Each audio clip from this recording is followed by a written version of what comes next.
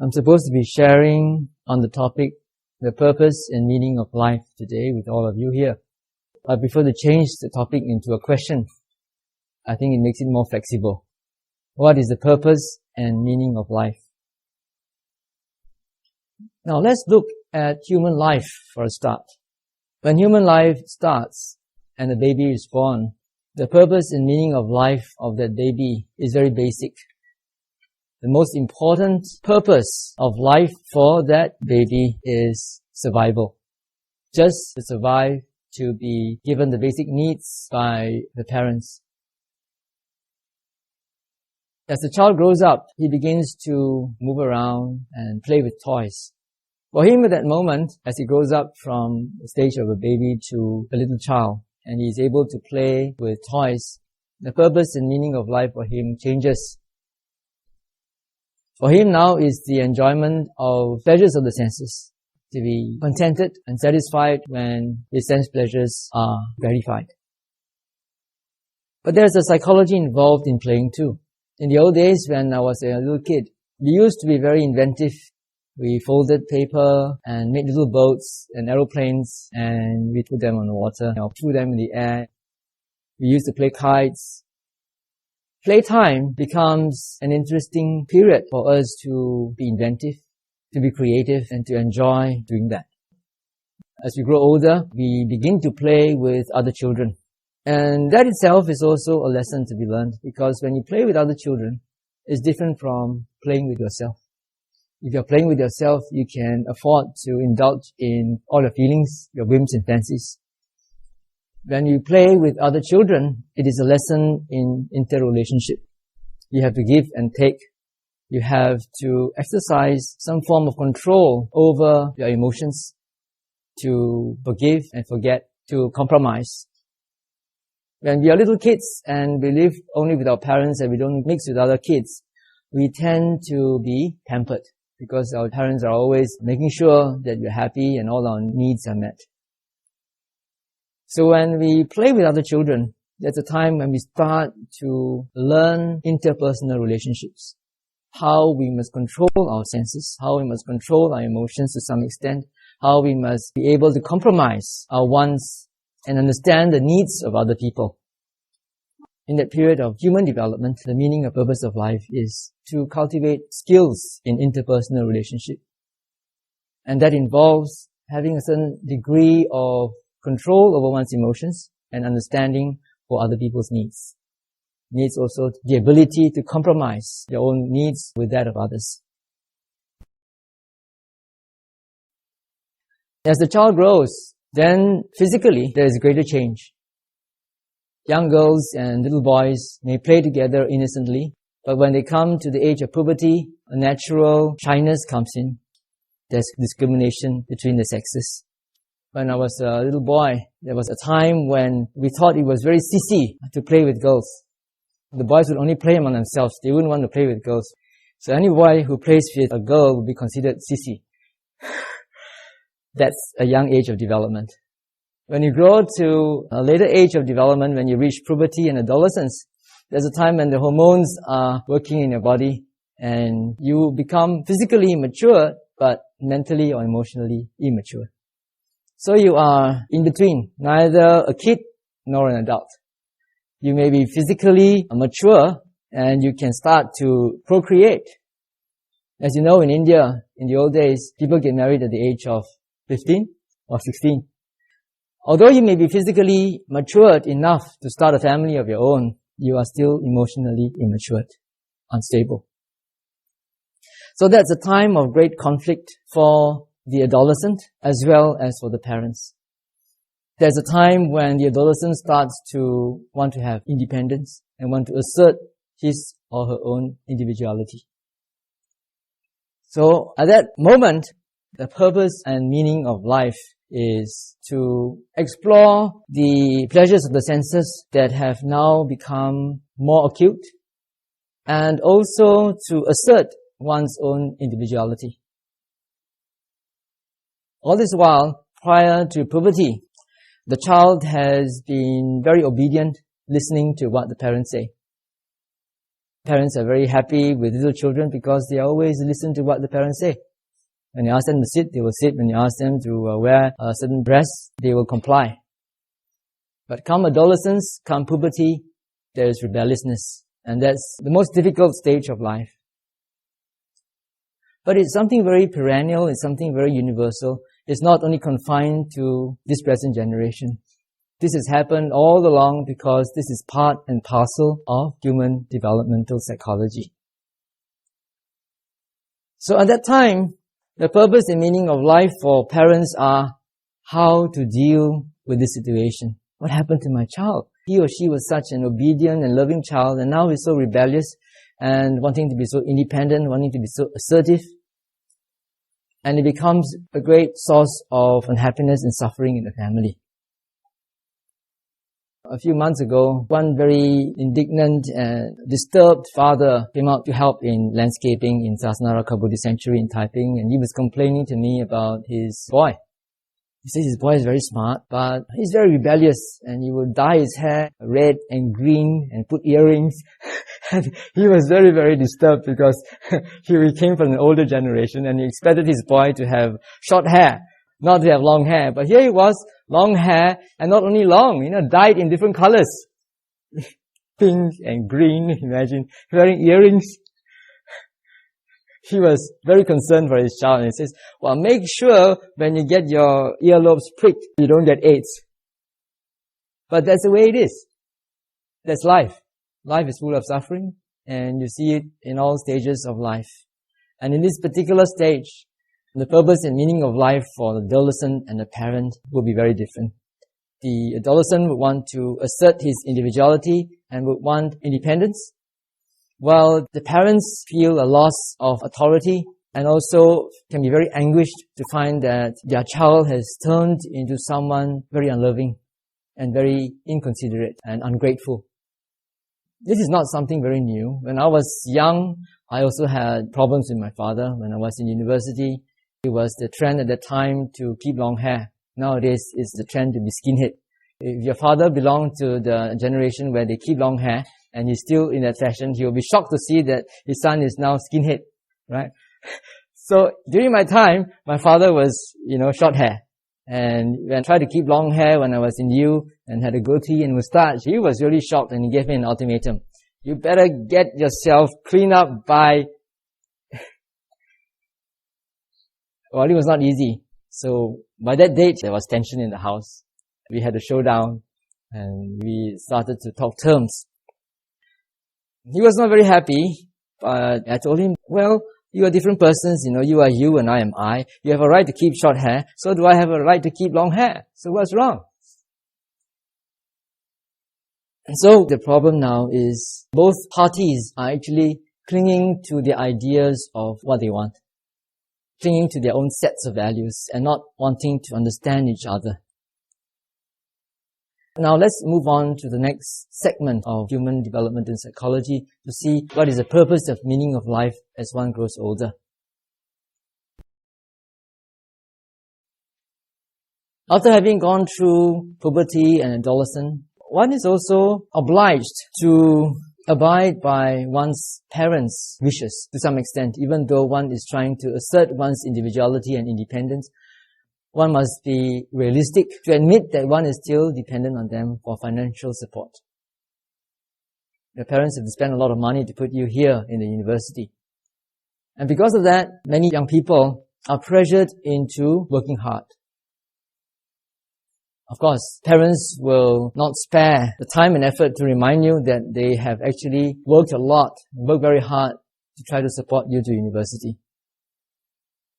And of course, being reminded of that constantly, you are pressured to do well in exams. Make sure that you come out with flying colors, with a degree, with a piece of paper. So that becomes the purpose of life for most of you here. The purpose and meaning of life now is to pass your exams and get your piece of paper, right? If your parents are taking a loan, then you have to work to repay the loan.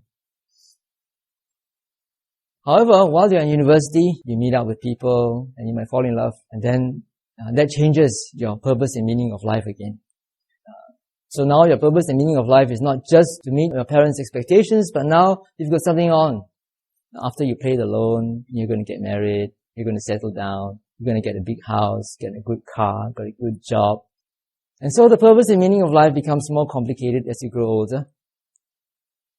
And then what happens in the end? After you've got your piece of paper, after you've got married, you've got your children, you've got your property, you've got a good job in the corporate world, trying very hard to climb the corporate ladder up to the top. In the end, you have to support your children. The meaning and purpose of life then becomes to work hard so that you can get enough money to send your children to university. And the fees are going up and up every year.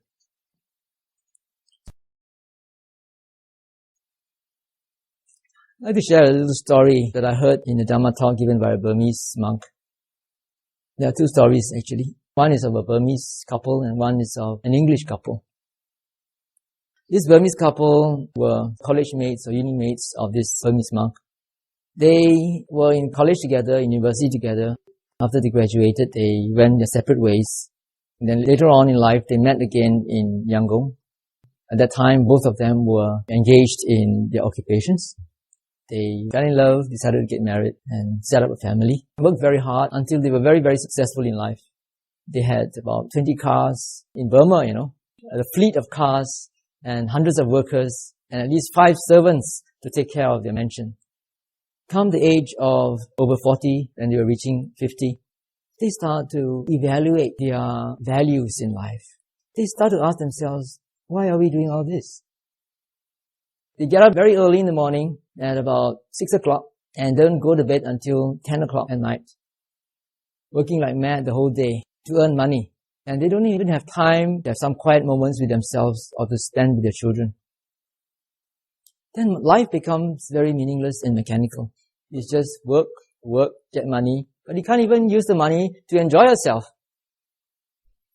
One of our participants in the Introduction to Manhood program said, he doesn't see any difference between a very successful corporate person and a construction worker. Both of them are also working like mad. Both of them are also getting a lot of money, right?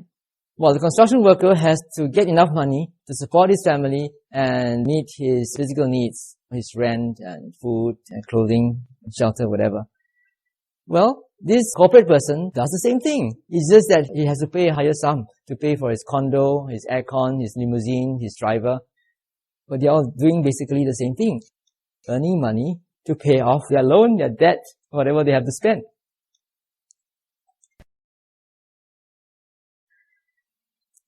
And the other story is about an Englishman.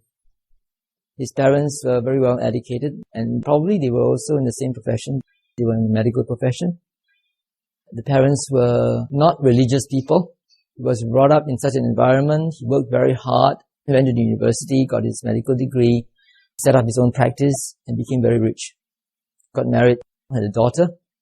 And when he reached middle age, he started to reevaluate his values. Suddenly, life became very meaningless to him. The humdrum of just seeing patients every day, getting money, coming back home, seeing the same old wife at home, listening to the same music, coming to the same house, driving the same car. And he felt very unhappy and dissatisfied with life. And he tried various things to find out if there was any meaning in life more than what he was just doing. He stopped practicing because he couldn't enjoy doing his work anymore. Sold off his practice, sold off his car. He had one limousine and one little, like a kanchil, I guess.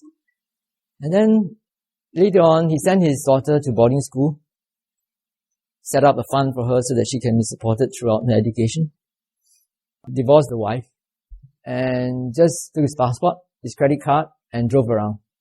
Just like a hippie, staying from one hotel to another, just moving around, trying to find meaning in life, to find satisfaction and happiness in life. He tried drugs, he tried everything that he could to satisfy his sensual desires. All the pleasures of the senses were explored by him, still could not find any happiness or contentment. He traveled out of England, he went to Burma, he went to India, to Thailand, to Japan, to Korea, went around the world. He was very rich, he still had a lot of money in the bank. At the end of his travels, he still was unhappy and discontented. He didn't find life meaningful. One day, he took his credit card and his passport and went to see a close friend. And he told his friend, I've given up my practice, gave up my wife, my daughter is in boarding school, I sold my car, and now I've just got these two things, just my passport and my credit card. If I threw away these two, then I'll be free. So his friend said, don't you do that. By throwing away your passport and your credit card doesn't mean that you'll be free. And he knew that he was searching for something more profound than what we can find in life. And his friend had meditated before in a meditation center, and so he suggested to him, why don't you try meditation? Perhaps it could help you give direction or give you clarity of mind. And since he's tried everything else in the world, he says, why not? Just another option. He went into a meditation center in Burma where they taught a 10-day retreat. So for the first 3 days, he was just required to watch his breath. Very easy. All you need to do is just sit in a room, meditate, keep your attention on the breath as you breathe in and out. It's so easy in words that it's so very difficult to practice. He said that for the first 3 days of his retreat, it was hell. You try to keep your mind still and you will know that how difficult it is. The mind is like a monkey. When you are trying to keep it still, you will have all sorts of thoughts that come to disturb you. Memories of the past, regrets, remorse of things that you have done, fantasies of sense pleasures that you miss because you are now in retreat. But after the 3 days is over, as he switched to a more panoramic awareness, trying to observe the physical sensations in his body, then towards the end of the 10 days, he realized that he had found what he wanted. That was the meaning of life for him at that time. So from that time on, he went in and out of retreat, and eventually, as he developed and matured in meditation, compassion and unconditional love arose in him. And he felt very sorry for divorcing his wife. So he went back home, looked for his ex-wife, and tried to make amends. And they got married again for the second time. But this time he said that they got married for a different reason. The first time they got married was because of passion. The second time he got married was because of compassion, not passion. It was because he felt very sorry for what he had done to her, leaving her like that. And he got her back because she was a Roman Catholic, and he wanted to encourage her to meditate so that she too could experience the peace, joy, and meaningfulness that he experienced. So these are just two stories to show you the different stages of human developmental psychology and how the purpose and meaning of life changes as one passes from one stage to another. So that answers the question, what is the purpose and meaning of life? The purpose of meaning of life depends on which stage of development you are in.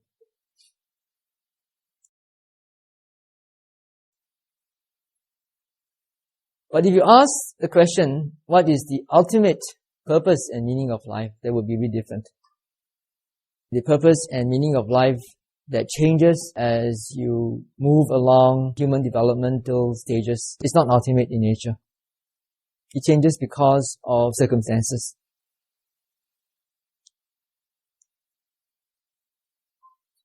I think that this question, what is the purpose and meaning of life, is a very common question that most people ask. I asked this question when I was young, and so did my sister, and so did many other people. But when you're a young person and you ask this question, your parents will tell you, oh, shut up, don't think too much. Because nobody can answer that question for you. In the end, what they do is they just sweep it under the carpet. Since you can't answer it, just sweep it under the carpet and just follow what everybody else is doing.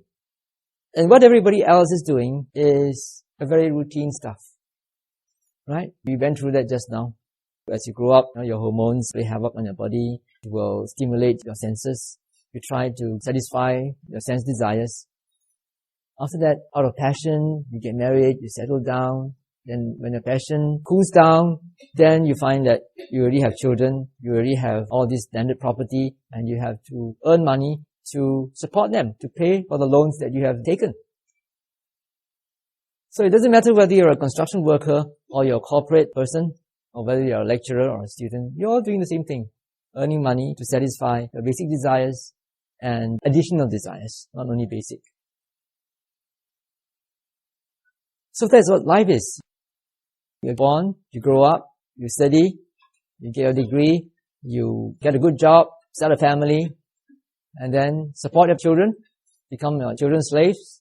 If you're a woman, then after you have supported your children and they grow up, then you have to take care of your grandchildren. After taking care of your children, you have to take care of your grandchildren. Being a woman is not easy. And then when you get old, you die, and then you start again from the womb, if you come back as a human being. So the purpose and meaning of life goes on again and again, repeating itself from life to life, life to life. If you're lucky to come back as a human being. If you're not so lucky, as a human being, you do a lot of unwholesome things. You break the 5 precepts, you kill, you steal, you commit sexual misconduct, you deceive people, you lie for your own advantage, you get intoxicated by drugs and alcohol. You break the precepts, you are actually creating the potential for rebirth in the lower realm. It doesn't mean that if you swat a mosquito, you're going to be reborn as a hungry ghost or go to hell the next life. We have done a lot of good and bad things in life. A lot of wholesome and unwholesome things in life. We're talking in terms of probabilities and possibilities. The more unwholesome things that you do, the greater is the possibility that before you die, you're going to have a wholesome thought that will generate rebirth in a good existence. If you do a lot of evil things, a lot of unwholesome things through mind, speech, or through actions, that increases the possibility that you're going to have an unwholesome thought, regret, a remorse, a grudge before you die that could create the karma for you to be reborn in an unfavorable existence. If you happen to be born in an unfavorable existence after a human birth, then you're in for trouble. Because if you're born as a tiger, for example, you got no chance to do any wholesome deeds. You'll be killing all the time to satisfy your basic needs of survival. And that's creating even more bad karma.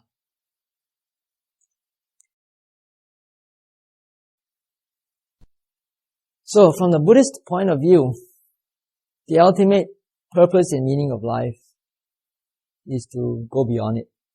Go beyond the cycle of repeating the whole same process again and again and again from life to life. And how does it work? How does one go beyond life and death? Some people say that Buddhism is a very pessimistic religion because it always talks about suffering. What's the first noble truth? Suffering, right? The second noble truth is the cause of suffering. The third noble truth is the cessation of suffering. And the fourth noble truth is the way that leads to the cessation of suffering. That's putting it in a negative way. If you want to put it in a positive way, you could say that, well, the Buddha talked about happiness, real happiness.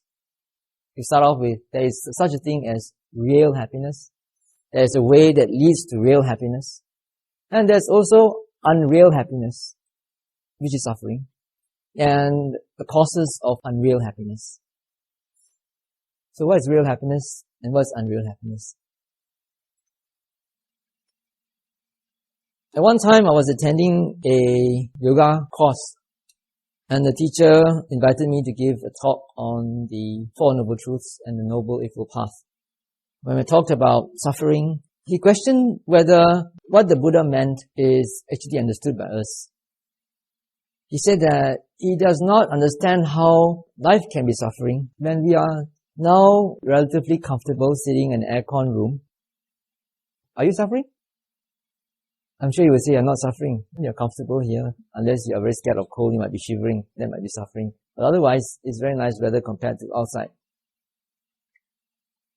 So his interpretation of what the Buddha meant by suffering and the cause of suffering is that if one has unrealistic desires and expectations, that will lead to suffering. Do you agree? It's right, isn't it? But are you enlightened? The cause of suffering is unrealistic desires or expectations. If you know, for example, that you're not really very intelligent, you're not a genius, you study very hard, but if you have false expectations thinking that you're going to score distinctions for all your subjects, and then when the results come out, you find that you got only a B or a C, that will be disaster, isn't it? Because you had false expectations. But you don't need a Sama Sambuddha to be able to realize that. Everybody knows that if you have unrealistic desire, you're going to have disappointment, you're going to have frustration. The suffering that the Buddha talked about is more subtle. So subtle, in fact, that normal people cannot understand it unless you meditate or unless you are a very exceptional person in terms of spiritual maturity. Before we talk about suffering, let's come back to real happiness and unreal happiness. Real happiness is that which is everlasting, which is not impermanent, which does not arise and pass away. Everything that we can perceive through our senses do not last. Right? If you see something, that beautiful sight will not last forever. You hear a sound, a piece of beautiful music, it doesn't last forever. If you listen to that beautiful piece of music again and again and again for one whole day, you'll get sick of it. It's the same for any of our five senses. You see, hear, smell, taste, or feel with your body. You might get married to a very handsome boy or a beautiful woman, or Miss World or Miss Universe. You get sick of her, even before wrinkles appear on her face. Even our thoughts and emotions, the happiness, the joy that we feel when we experience pleasant objects of the senses, these don't last. You can't be happy all the time. Neither can you be sad or depressed all the time. So, what is it that is real? Real happiness is something beyond what we can experience through our five senses. Unreal happiness are all those pleasant moments that we experience when we perceive pleasant objects of the senses. Pleasant sights, sounds, tastes, smells, bodily contact, sensations. But in order to achieve this real happiness, one has to really get sick of the unreal happiness. Right? To give you an example, if you buy a brand new car, you're so proud of your car that if anybody were to scratch it, you will have a heartache. Unless you are a developed person. Now, after you've bought a brand new car, you wouldn't ever think of wanting to give it away or sell it away or get a new one unless and until you get sick of it one fine day.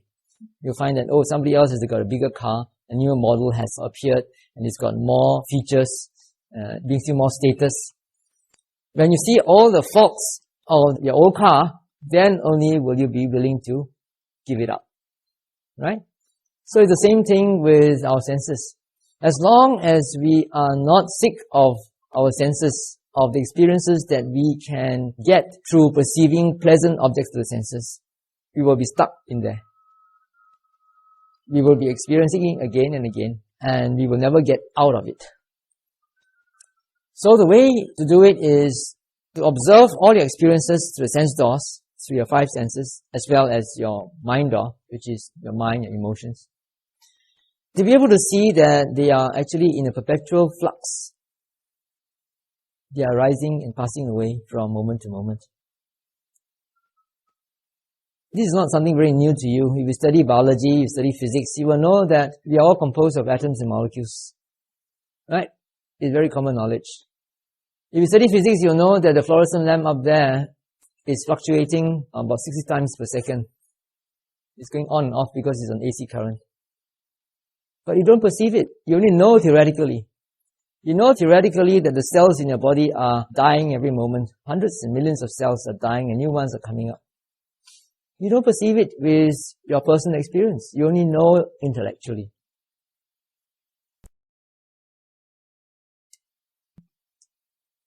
Through the practice of mindfulness meditation, where one observes whatever that one can perceive through all our senses, you can develop clarity of mind, concentration of mind, so focused that you can perceive this arising and passing away from moment to moment.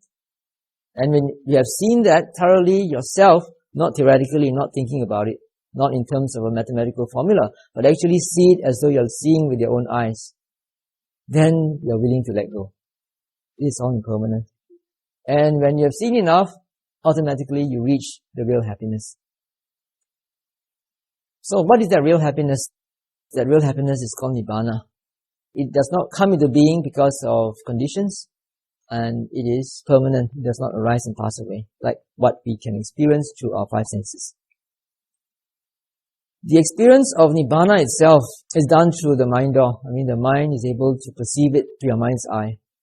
But the experience per se, although it is very spectacular, very supernormal, something you can never compare with anything that you can experience through your sense doors, the experience per se is nothing compared to what the consequences are. The consequences of the first glimpse of Nibbana are that one begins to cut off this cycle of birth and death. This is called the first stage of enlightenment. When a person has achieved the first stage of enlightenment, he has actually cut down his future existences to just 7 more lifetimes. How much is 7 lifetimes compared to infinity? One day the Buddha was walking with a group of monks near the Ganges river. He bent down and picked up a handful of sand from the Ganges. And he asked the monks, "Monks, look at the handful of sand in my palm. Which is greater, the handful of sand in my palm or the sand in the whole Ganges river and along its banks?" And the monk said, "Of course, Bhante, the handful of sand that we have is nothing compared to the sand in the Ganges." Then the Buddha said, "So it is, monks. The suffering left for a person who has attained the first stage of enlightenment is comparable to this handful of sand. And the suffering that people who are not enlightened will have to face is comparable to all the sand in the Ganges." Because 7 lifetimes compared to infinity is just amazing. Okay, that's the reason why people become monks. It's not so easy to practice when you are a lay person. During the Buddha's time, there was a person by the name of Rattapala. He attended the Dhamma talk given by the Buddha, at the end of which he reflected, "As I understand the Dhamma taught by the Buddha, it's not easy as a lay person to practice the Dhamma fully. What if I were to shave off my hair, don the robes, and go forth into homelessness?" So he had this thought in mind, and then later on he asked the Buddha permission, and the Buddha asked him, "We don't ordain anyone unless you get permission from your parents. Have you obtained permission from your parents?" And he said, "No, he hasn't." So he went back home to ask his parents permission. But he was the only son, so the parents refused to give him permission. So he went on a hunger strike, 7 days. Immediately he lay down on the floor and said, "Either I become a monk or I die." The parents say, "You're our only son. Even if you were to die, we will part unwillingly with you. Now that you're still alive, you want to part with us? How can that be?" And they tried to encourage him to give up his idea, but he would not give in. So as he lay there, his parents went to ask his friends to come and talk him out. And when his friends came, they tried to convince him, but he did not say anything. He was very, very insistent that he wanted to leave the world. Eventually, since his friends found out that they could not convince him otherwise, so they went to tell the parents, "Your son is lying there, and he's going to die if you don't allow him to become a monk. But if he becomes a monk, he might still come back to see you. And if he is unhappy being a monk, where else will he go but come back home?" So the parents relented and let him become a monk. And he disappeared for 12 years. And by that time, he had become enlightened to the 4th stage of enlightenment. He had become an arahant, one who has eradicated all defilements. Then he came back home, but his parents could not recognize him. 12 years is a long time. And he was at that time the only son of the leading family in that town. Very rich and wealthy. So after being a monk, living a very austere life, he would have changed completely. Eventually he went to stay in a park near his parents' house. And there the king, when he heard that he had come, went to see him.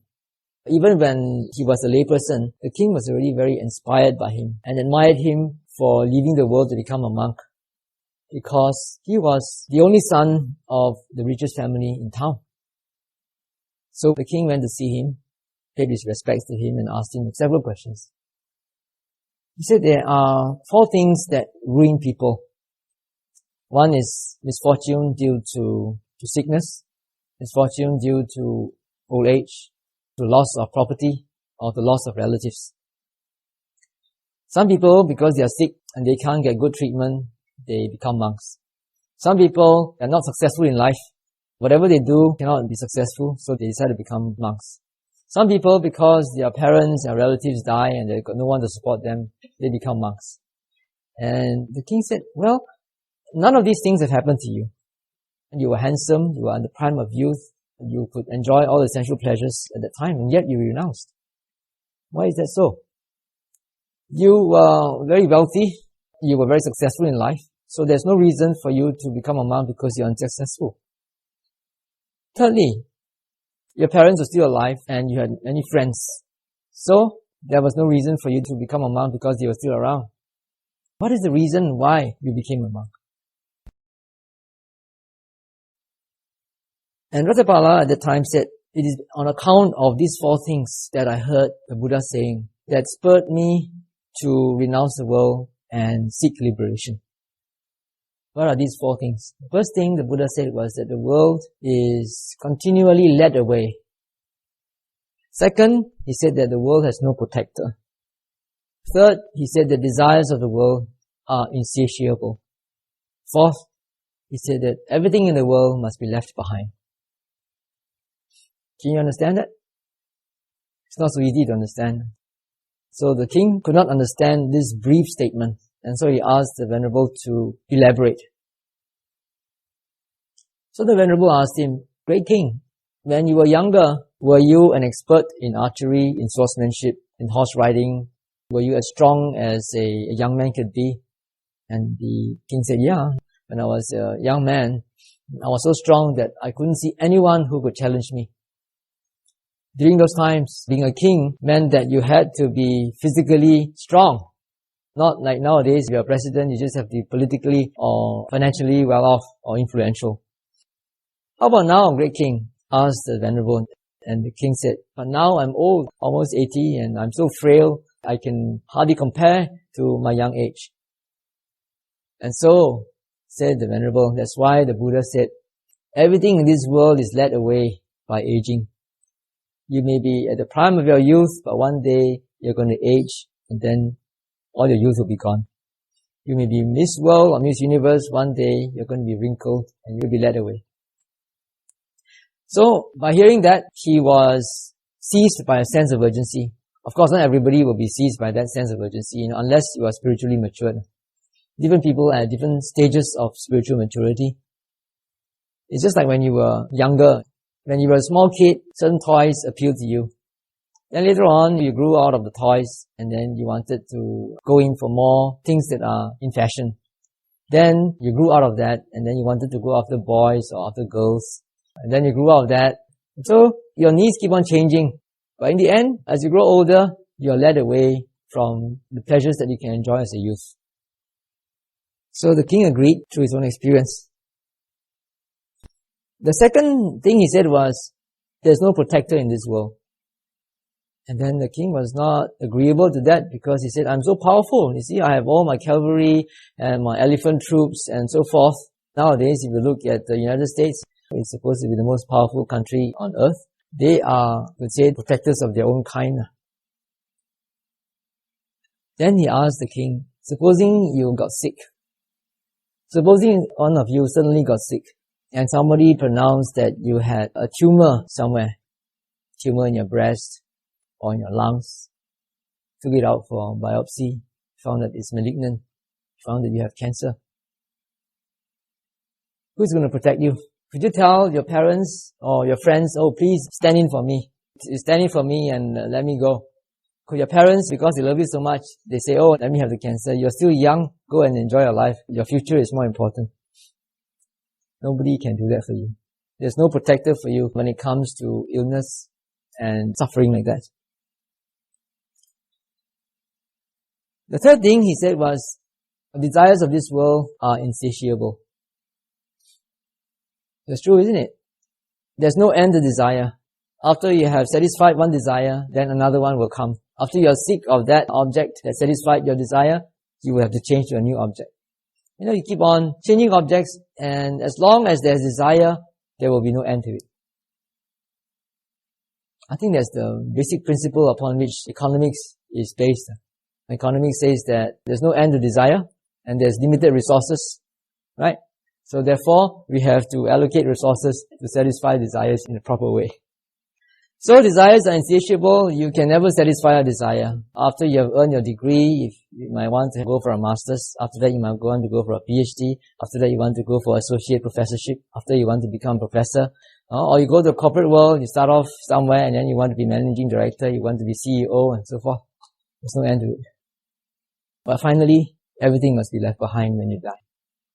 Whatever you do, however rich you become, all your property, all your success, all your fame, all your fortune will have to be left behind when you die. When you're at your deathbed, what are you going to take away with you? And you'll be left behind for whom? For your heirs. And what are your heirs going to do with your money, with your fortune? Rich men's sons are the most pampered, and they will just squander away all your money that you have worked so hard for. You have heard many stories, and I think there's something very common to you. Multi-millionaires, very successful people who committed suicide. Someone just told me another story of another multi-billionaire. His son also committed suicide. With all the pleasures of the world that can be bought with money and fame and fortune, how come there's still unhappiness? Where does unhappiness come from? So satisfying the desires of the senses and getting material prosperity, getting fame and fortune are not sure security that you are going to get happiness. They can be means to happiness if you know how to use them. But they do not guarantee happiness. Happiness comes out of peace of mind.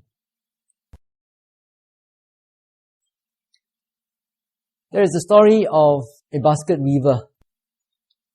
He earned his living by weaving baskets for sale, and he lived in a ramshackle hut in the country.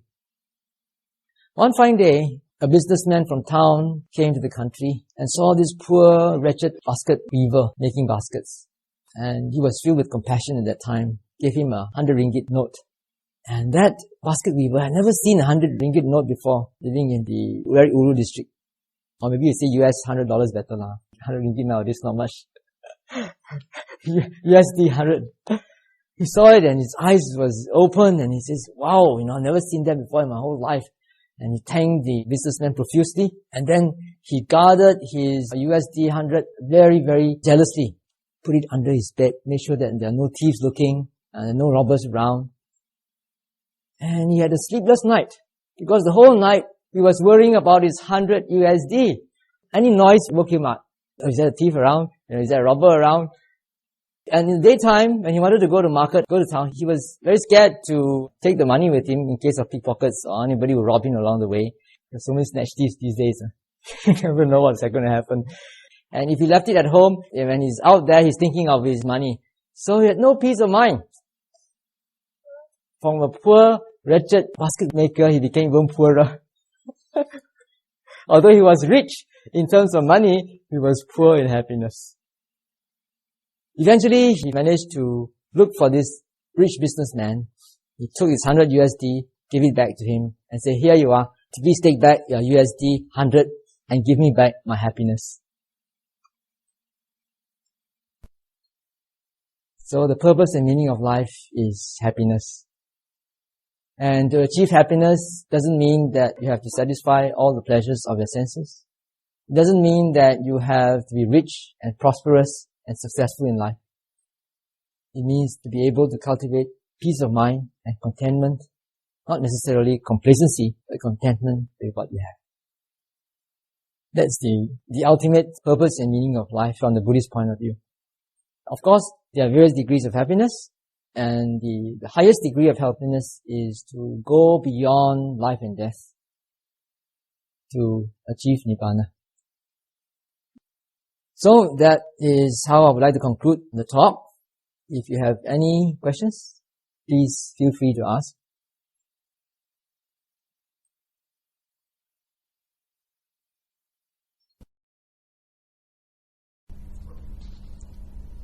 Yes. You are saying that Buddhism is we don't believe on God, life after death. Did I say that? No. What I said was, if you are able to just meditate and focus on the five senses, being in the present moment, there's one aspect of Buddhism that I like. It doesn't require you to believe in anything. It's something that you can experience here and now, and gives you peace and happiness here and now, not something promised, So say, well, I do this and you do this, and then after you die, you're going to get eternal happiness. No. It's something that you can enjoy and experience right now. There's one aspect of Buddhism that I like. But there are also other aspects of Buddhism which talk about life after death, about gods, and about different realms of existence, about good and bad karma. Buddhism has a very wide range of topics. At one time, the Buddha was asked, what is the meaning of Nibbana? What do you mean by the Dhamma being something that can be experienced here and now? And the Buddha said, when greed, hatred, and delusion arises in you, can you be aware that greed is there when it's there, attachment is there when it's there, anger is there when it's there? When you're able to do that, that itself is one type of Nibbana. It's one type of seeing according to reality. And when there's no greed, no hatred, no delusion, that's Nibbana. Because Nibbana means an absence of all these defilements of mind. No suffering. No suffering. So Nirvana is the real happiness. It's the real happiness, yes. So the real happiness is the absence of suffering. Yes. Suffering is defined in three aspects. First aspect is called dukkha, the suffering of suffering. Everybody knows. If you get hurt physically, you suffer. If you get hurt emotionally, you suffer. Nobody can deny. The second sort of suffering is more elusive. The second sort of suffering is called viparinama dukkha, which means transformative suffering. It is happiness in disguise. When you're happy and when you're having pleasant moments, suffering is inherent in it, because when it goes away, you're going to hanker after it. If you're attached to the happiness that you are experiencing, that will bring you suffering later on. If you're not attached, it's okay. You just watch it arise and pass away, you're not attached. But if you're attached and you hanker after it when it's not there, that brings you suffering. The third type of suffering is the suffering that can only be experienced by meditators. It's the suffering that can be experienced when you see the incessant arising and passing away of phenomena from moment to moment. Let me describe an experiment that was done in the United States in 1984. I think that experiment was done after my teacher and I went to the States in 1984. We conducted a 3-month meditation retreat, and some research scientists from Harvard University came and did some tests on the yogis or meditators before and after the course. They used a T-scope. Any physicists here? You know what's a T-scope? A T-scope is a certain apparatus that has a screen, it's like a radar, and you can actually manipulate the rate of sparking. So there's a spark followed by another spark. And that spark, let's say there's a spark, and then there's 1 second and another spark. Then they will narrow the timing in between. So instead of 1 second, it'll be half second. Then it will be quarter of a second, 1 millisecond, and so forth. They are trying to find the threshold of that particular person. At what point of time, at what rate will he see only 1 spark instead of 2? You know what I mean? So they are sparking, getting closer. Instead of 2 sparks, he sees only 1 spark. So that is his threshold. Then, after 3 months retreat, they'll repeat the test.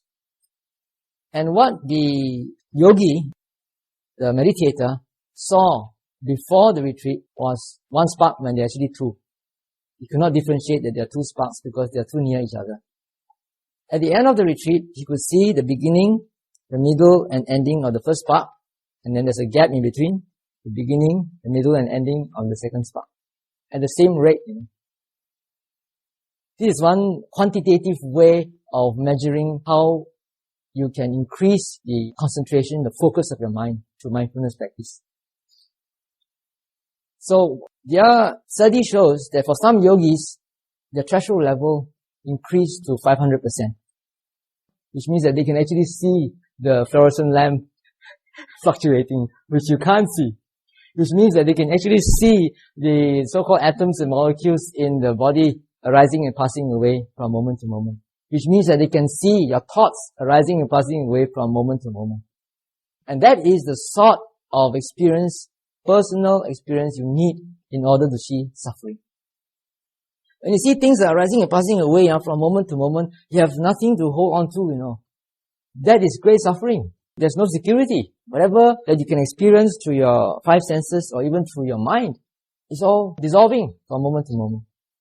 So that is the sort of suffering that the Buddha talked about. That is the sort of suffering that is inherent in all our sense perceptions, which we are not aware of because we don't see. We have not developed that degree of concentration or mindfulness. So when you have seen that, and you're really sick of it, it's like getting hold of your old car. Right? That's enough. Pop, and then your mind will just go to Nibbana, and you will take Nibbana as an object. Now what is Nibbana? It's not something very easy to explain. Let me give you a simile. It's like the sky. What is the sky to you? The sky is something blue, and it's void. There's nothing there. Right? You can't put the sky into a matchbox, can you? But you can explain. The sky is actually void, blank. There's nothing there. You can say it's blue, but blue is not actually the color of the sky. You can see the sky because you have eyes. You try to explain the sky to a person who is born blind, he will not be able to understand what you're trying to say. Right? Why? Because he cannot see. So it is with Nirvana. Nirvana is an external reality that can be perceived through the eye of wisdom. You have developed meditation to such an extent, you have seen enough of phenomena through your six senses arising and passing away. You're so sick of them that you take the leap to something that is not arising and passing away. Something that is stable, something that is permanent. All these things are impermanent. They are in a constant flux all the time. So when you've seen enough of that, you let go, pop, you are there. Nibbana is not something that you can grasp at, not something that you want, you can desire. It's something that you automatically can attain when you let go completely. When you let go completely, automatically, pop, is there. If you desire Nibbana and you meditate, you won't get it. It's a paradox. As long as there's any slight attachment or desire in you for anything mundane or supramundane, or concept of what is supramundane, then you will not achieve Nibbana. So as I said, the experience of Nibbana is very liberating and is fantastic, it's out of this world. But experience by itself is not important because you can also get high in many things. It's just an experience. It's just ecstasy, it's just an experience. But it's the consequences, what happens after you get the experience. Nibbana is an ultimate reality which is existing. It is permanent, it does not arise and pass away like everything else in this world. Everything else in this world arises and passes away, but it does not arise, it does not pass away, it's there all the time. But it can only be perceived through the eye of wisdom if you have developed it. But let me give you another simile. Supposing there's a person who's born colorblind, and he can see only in terms of black and white. Right? You show him a technicolor, multicolored poster and say, how beautiful this yellow is, and this green, and this brown and purple and all that. Do you think he can appreciate that? He will see only black and white. So for us humans, we can only see in terms of black and white. We can only see in terms of life and death. Either you are alive or you are dead. Right? No? There's nothing in between. Right? So it's impossible to explain that to anyone. If there's no life, then you're dead. So when people talk about Nibbana, going beyond life, they think that is annihilation. They think that it's a great death, that there's nothing there, no senses, nothing to enjoy. How can anyone desire such a bizarre thing? It's because it's beyond our human comprehension. We don't have the words to describe it. We can only describe things that we can perceive through our senses, right or not? Whatever that we experience, or the whole of reality actually is based on our conditioning, how we are brought up to perceive it. So if you really want to understand reality, you must go beyond conditioning. You must go beyond all your cultural, your educational, your social conditioning. And to do that, you have to be like a scientist, be observant, be totally objective in your observation. Just watch your breath, watch your sound, watch whatever that occurs in your five senses. Watch your mind, watch your thoughts arise and pass away. Watch your emotions.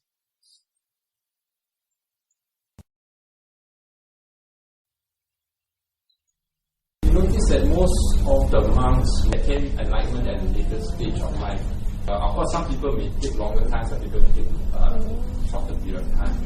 But is that a, shorter period of time? But it's achievable if one were to put your mind and heart into it that way in a lifetime. Let me ask you, you've heard of Beethoven, you've heard of Mozart, right? Yeah. At what age did Beethoven compose his first symphony? Huh? He was born a prodigy. Yeah. So we have also born prodigal meditators. They can get enlightened at a very young age. At the age of 7, they can get enlightened. It's just like... Very rare. These are very rare. Of course, it's very rare. Not normal. It's like musical talent, like athletic talent, sports talent. Not everybody is gifted. Some people are more gifted than others. Some people, you have to send them for piano lessons and tuition. They pass through a grade 8 or so. When they play, it's nothing like, it's nothing like someone who's really gifted and who hasn't attended any music class. So it's the same with meditation. If you've done it in a past life, you can do it very quickly in this life. A monk may have practiced or tried to practice for 20 years. And his level of attainment might still fall short of what it takes a housewife to do in a 20-day retreat. Because of what you've done in the past. So, you can do better than me, Don't worry. Just attend the retreat and you find out for yourself. Yes. What is like duties of lay Buddhists? Implied duties of a lay Buddhist. Are you a lay Buddhist? Not yet. Trying to find out whether the duties can be done or not, is it manageable? Well, this question was asked by someone during the Buddha's time. It's actually the Buddha's cousin. And the word Buddhist is not used during the Buddha's time, of course. Buddha did not call his teachings Buddhism. This came very much later. He called his teachings Dhamma Vinaya. Dhamma means the law of righteousness. Vinaya means discipline.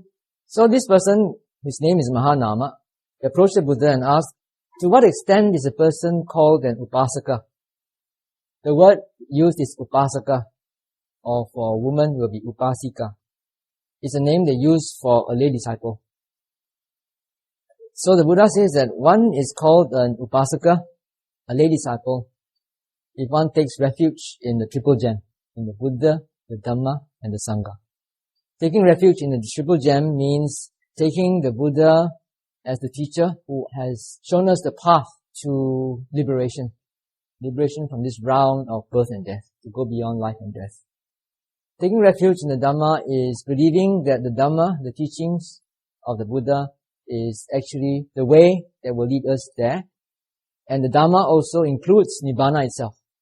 Nibbana is something real, an ultimate reality that can be realized and attained. Taking refuge in the Sangha, Sangha means the disciples of the Buddha, the robed disciples of the Buddha, means that one looks upon these followers of the Buddha as those who are perpetuating the Buddha's teaching through practice as well as teaching. So taking refuge in this triple gem, we call them. This is the basic definition of an upasaka, a lay disciple. Then he asked, what is a good lay disciple? Then the Buddha said, a good lay disciple is one who is virtuous. Virtuous means he observes the 5 precepts, which are, number 1, not taking life intentionally. Life means sentient life, not plant life, human life or animal life, or fish life. Second is not taking what is not given, which means also being honest when you are declaring your income tax. Also respecting intellectual property in terms of copyright. No pirated VCDs of software for your computer. Okay. Third one is abstaining from sexual misconduct. The fourth one is abstaining from lying, from telling untruths, from deceiving people, even for the sake of others. And then the last one is abstaining from taking intoxicants, things that will make you intoxicated and unmindful. So basically, that's all. Not much. Manageable. Okay. Anybody else wants to ask any question? Yes? From the Buddhist perspective, right, why are we really here? What you explain is like, you go through life, and then this is how we're supposed to handle it, right? So, but why are we really here? Why do we have to go through that stages of life in the first place? Yeah. Because we don't understand. We don't understand that we are going to have to go through it again. So we create all the karma, all the potential, and then when we die, the potential will push us to the next existence. I get what you're saying, but from the very first people, the very first human beings, right, why are we put here in the first place? Why do we have to even go through one life? Because that's the start of everything, right? You are talking about the chicken and the egg lah. Which one comes first? Right? The chicken and the egg question is also something that has to be swept under the carpet. People ask these questions, they can't get an answer, just sweep it under the carpet. But the Buddha says, it's just a circle. Where is the beginning of the circle?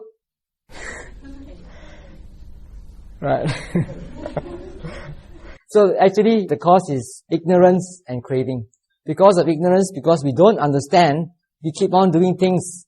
We want this, we want that to satisfy our desires. When we do all these things, we create karma. Karma means creating the potential, the energy potential that will give fruit in a later part of existence.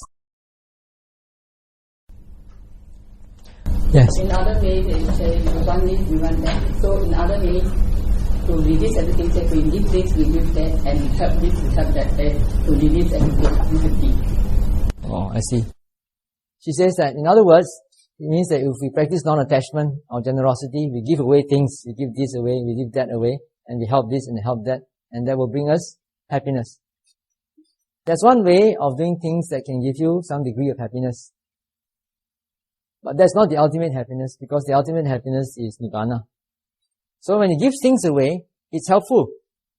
Because the basic cause of our suffering is rooted in greed, hatred, and delusion. Maybe I shouldn't use the word greed, because the word greed in English has got certain connotations that are not wide enough. When I say greed, what does it mean to you? It means desiring something more than what you need, right? But that's not what is meant when we use the word lobha. Lobha means having any form of attachment, any form of desire. Liking a cup of coffee is also lobha. Having a preference, liking this to that, is also lobha. Also in English, hatred is something very intense. You hate somebody. But it's not that, From the point of view of Buddhism, it means even a slight dislike. Any unpleasant mental state that you have is really dosa. So when you give away things, you learn to cut down this greed, you cut down this attachment. Because we are attached to a property we don't want to give away, right? When you give away more and more, you practice non-attachment. When you help people, you practice non-self. Because you're always thinking of yourself, you want to satisfy our selfish desires. When you help people, you become selfless. So there's one way of helping you to lessen or reduce selfishness and greed or attachment. But in the end, you have to give away not only material things, you have to give away all your defilements, give away your conceit, give away your greed, give away your hatred, your unpleasant states of mind, give away everything. So you start with something material, and you end up with something mental or emotional. In the end, we have to give out everything, our body also. As you watch the rising and passing away of phenomena, you know that whatever that you can experience through your senses are all rising and passing away from moment to moment. So that also has to be given away. When you give everything away, you get the Nibbana.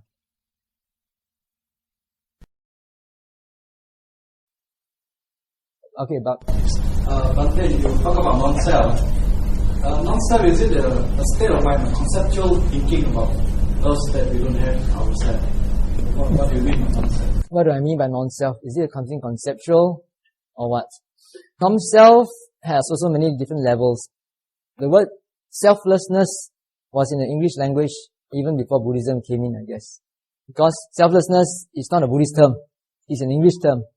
When a person is so altruistic that he's selfless in his service, you say that he's selfless, which means that he doesn't think of himself.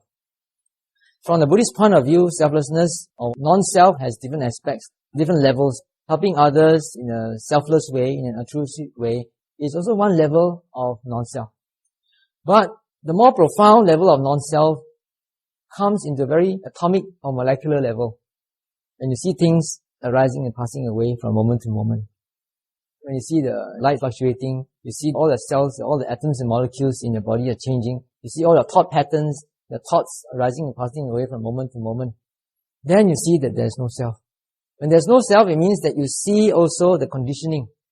That they are not just arising and passing away without any connection with one another. There's a connection, there's a conditioning, there's a cause behind every arising and passing away. As you watch that in meditation, then you recognize, oh, there's a cause. Why is there this thought? Because of this thought. Why is this thought? Because of this thought. Why is this thought? Because I saw something.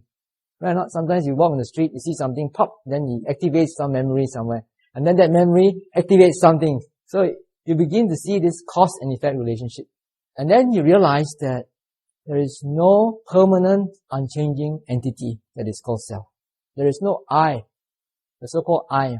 Who is the I anyway? Are you the same when you were 3 years old? And are you the same now? Will you be the same when you are 80 years old? If you ever get there. No? Or maybe 70, right? So there's no I. It's changing all the time. When we use the word I, we use the word self, it is only used in a conventional, conceptual way for us to talk with one another. From the ultimate point of view, there are only atoms and molecules. There are only discrete particles, things arising and passing away from moment to moment. But because we live in the world, we need to communicate with one another, so we make use of words like self and I and you. Right? But the Buddha, although he makes use of such words, is not deluded into thinking that there is an unchanging, permanent entity. We make use of such words, and most often we are caught into it. We think there's really an I, but there's actually no I. To be able to realize that, you have to really go into molecular level, as I say. Any more questions on the back? Yes. You have been talking about trying to find happiness for our own, to achieve the highest level of happiness for our own. What is Buddhism's view? Instead of focusing on our own, Buddhism's view on trying to reduce suffering of others. Okay. So far I've been talking about having happiness for oneself, but what is the Buddhist point of view regarding creating happiness for others and reducing suffering around us? Peace starts from within. When you yourself are peaceful, when you yourself are happy, then only you understand the true meaning of what it is, and you can help others to attain the same state of mind. If you are not peaceful, you are not happy, you go out to the streets and you go on a demonstration and you start shouting, peace, there should be no war, peace, peace. You are very disturbed and agitated inside. There's no peace. You cannot help others to attain peace and happiness when you yourself have not done it. That is the whole rationale behind Theravada Buddhism. The Buddha himself got peace and happiness first before he started to preach to others. So the Buddha also encouraged his disciples to follow his footsteps. Try to attain peace and happiness, real peace and happiness within yourself, and then spread it to others. But as I said, there are also many different levels of doing that. Not everybody can become monks or nuns. Not everybody can become enlightened to first, second, or third, or fourth stage. The Buddha, during his time, gave discourses based on the individual's personal capacity, inclinations, dispositions, and temperaments. Most of his talks that deal with meditation and cultivation of the mind are addressed to monks. When he talks to lay people, he will tell them to do merit, be generous, give not only to monks, to those who are in need, help the poor, support your family, be responsible, lead a virtuous life by observing the 5 precepts. Create a lot of merits so that next time you'll be reborn in a good existence. That's all, for lay people. That's what the Buddha would usually preach. There are hardly any suttas that really talk about meditation or cultivation that were addressed to lay people. There are, I think, a very small handful. And yet, there were lay people who got enlightened simply by listening to a Dhamma talk without even having to go for a retreat. Why? They were like Mozart and Beethoven. These were all prodigies. When they listened to the Buddha, it was just like a catalyst, that ignited something that they had done in the past. So these people who got enlightened while they were lay people remained in the lay life. Some of them even attained to the third stage of enlightenment. The third stage of enlightenment means that the person does not have any more sensual desires, no more sexual desires, no more desires for objects of the five senses. And yet, he's still a lay person, not a monk. Why? Because circumstances require so. He has parents to take care of. He's got some family obligations he cannot release. Okay? You want to know the difference between intellectual understanding? Between intelligence and intellectuality and in the process of achieving nirvana. Okay, intelligence, intellectuality, and the process of attaining nibbana. You want to see the relationship between the three of them. Intelligence is having the ability to be wise and to be able to grasp things quickly. And that could be applied to the world or to apply to the scriptures. But not necessarily everyone who is intelligent is really qualified to walk the path to nibbana. I will illustrate with a story afterwards. The second is talking about intellectuality.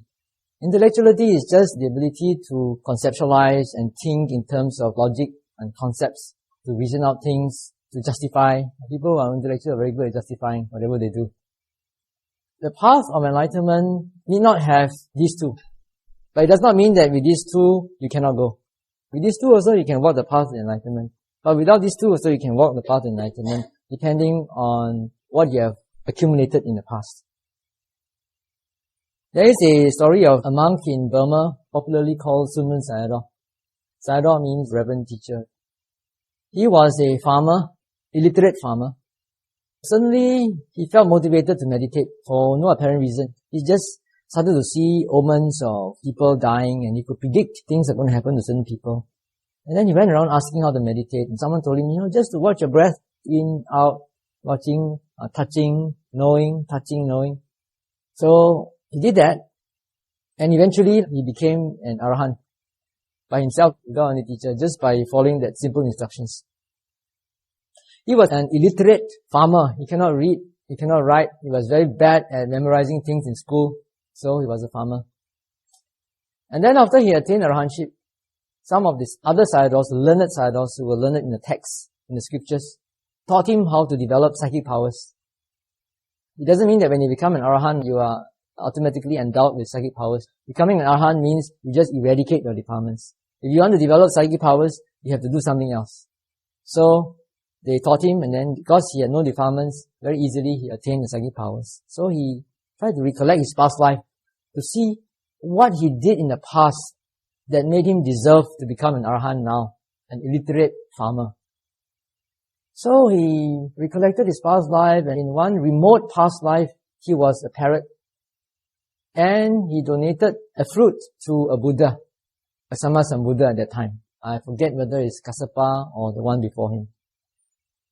And because of that dana, of that offering he made to the Buddha when he was a parrot, that was the main condition for him to become an arahant in this life. After that life, he recollected to see that he had very few human lives, and most of his lives were animals and birds. Very little human lives. That's why he's so unintelligent. He's unintelligent, he's not intellectual, but he can walk the Noble Eightfold Path, and he can get enlightened. Yet, there are also many famous scholars in Burma who are intelligent, intellectual, and they also attain. So it doesn't make a difference whether you're intellectual or not, whether you are intelligent or not.